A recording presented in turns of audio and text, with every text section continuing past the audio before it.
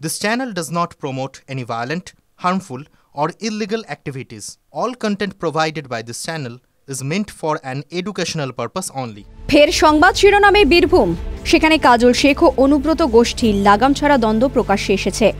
অভিযোগ, নানুরে ঘর ছাড়া কয়েকশো তৃণমূল কর্মী, এরা সকলেই কেষ্টর অনুগামী হিসেবে পরিচিত। কাজল গোষ্ঠীর ভয়েই তারা নাকি ঘর ছাড়া।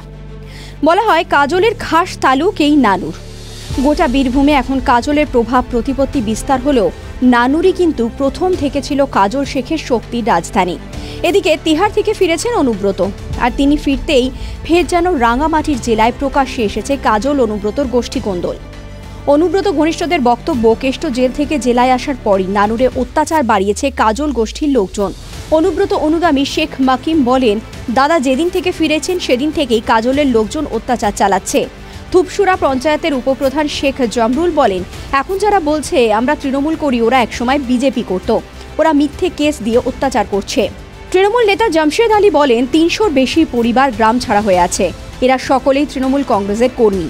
এটা কেন হচ্ছে, কারা করছে জানতে প্রশাসনের সঙ্গে কথা বলেছে, তবে সুরাহা হচ্ছে না। অপরদিকে কাজল শেখের অনুগামীরা সব অভিযোগ অস্বীকার করেছে।